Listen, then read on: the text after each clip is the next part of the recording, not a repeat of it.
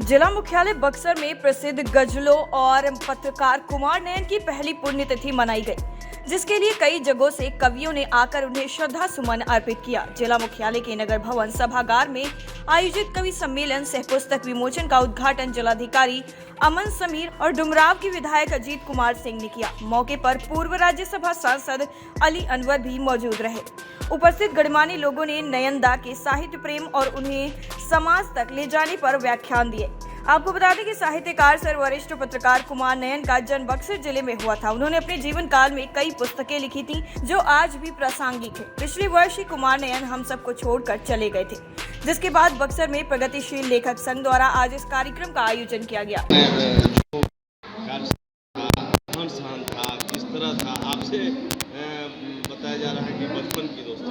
बिल्कुल, हम लोग बचपन के दोस्त हैं, पारिवारिक दोस्त हैं और आगे चल करके वो यहाँ ज़रूर चले आए, लेकिन उससे भी ज़्यादा दोस्ती जो मजबूत हो गई कि वैचारिक रूप से हम लोग दोनों वामपंथी हो गए और हम लोग वही लिखना, वही सोचना और वही करना। तो नयन जी अपने लिए, अपने प्रति तो बहुत लापरवाह रहते थे, लेकिन वो दूसरे की चिंता, समाज की चिंता, देश की चिंता, साहित्य की चिंता, गरीबों की चिंता, सामाजिक सद्भाव की चिंता उनको ज़्यादा रहती थी। तो वो वही जिए, अपनी चिंता नहीं किए, थोड़ी लापरवाही भी बरती, लेकिन जो उनका उनके जाने से जो खोला पैदा हुआ है, गैप पैदा हुआ है, उसको भरना नई पीढ़ी को का दायित्व है। और इसलिए आज का जो समय है, हमने कहा इसमें कि भाई हीट वेव चल रहा है और एक हेट वेव चल रहा है, तो और इसके सबसे जो वर्स्ट विक्टिम है, सबसे ज़्यादा शिकार होते हैं जो साहित्यकार हैं, जो रंगकर्मी हैं, जो पत्रकार हैं। मैंने इसी सिलसिले में गौरी लंकेश का नाम लिया, बरबरा राव का नाम लिया।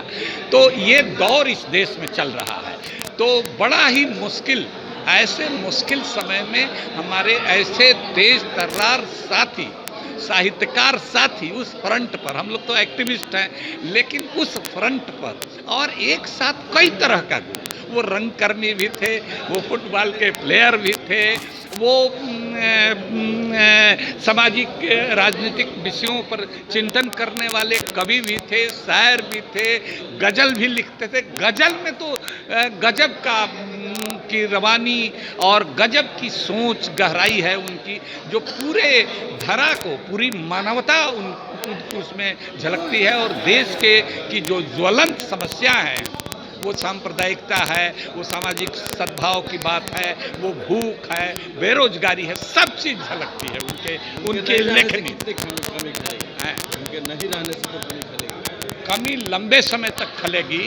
और ये समय वैसे साहसी, ज़मीन से जुड़े हुए लोगों की ज़्यादा ज़रूरत है, क्योंकि ये जो समय है साहित्यकारों, रंगकर्मियों, पत्रकारों के लिए सबसे माने खराब समय, मुश्किल चल रहा है। और इसलिए चल रहा है कि वो समाज की वैमनस्यता के खिलाफ, ऊंच नीच के खिलाफ, जातिवाद, धर्मवाद, संप्रदायवाद के खिलाफ अपनी लड़ाई को लड़ते थे। वो हमेशा ही दबे कुचलों के पक्ष में, शोषितों के पक्ष में खड़ा रहने वाले कवि थे। उनकी कविताएं, उनके शायरी सब उन्हीं के लिए थे, उनके गज़ल उनके लिए थे।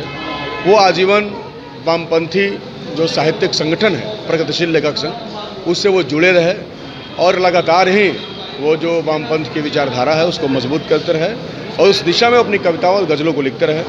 उससे समाज को जोड़ने में बहुत मदद मिलती है।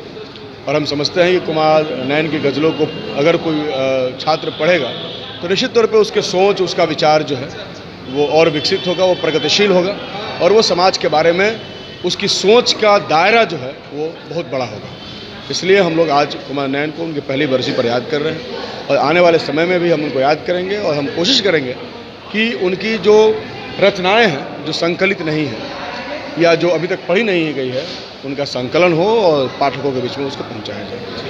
मंच से सड़क बनाने की मांग हुई है नयन दा के नाम पे, विधानसभा में आवाज़ गूंजेगी? बिल्कुल, विधानसभा में हम लोग नयन दा के नाम पर ऑडिटोरियम बनाने की मांग करेंगे, क्योंकि वो संस्कृति से जुड़े हुए व्यक्ति थे। तो ऑडिटोरियम उनके नाम पर ज़्यादा महत्वपूर्ण रहेगा मेरे हिसाब से। अब ऐसे सड़क का नामकरण करना कोई बहुत बड़ी बात नहीं है, वो तो जनता भी कर सकती है। जनता तो जिस नाम से जिस सड़क को कहने लगेगी वो सड़क उसी नाम की हो जाती है, तो वो तो हम लोग कर ही सकते हैं। लेकिन एक बड़ा सा ऑडिटोरियम बने बक्सर शहर में, जहाँ साहित्य और संस्कृति से जुड़े लोग अपने काम को कर सकें, वहाँ बातचीत हो सके। तो इस तरीके का ऑडिटोरियम बनाने का मांग निश्चित तौर पर आने वाला विधानसभा सत्र के दरमियान हम लोग उठाएंगे। राज्य साहित्यकार नहीं है तो क्या क्या करना चाहिए? उनकी कमी कितनी करेगी? टाइम एट बिहार के लिए बक्सर से कपिंदर किशोर की रिपोर्ट।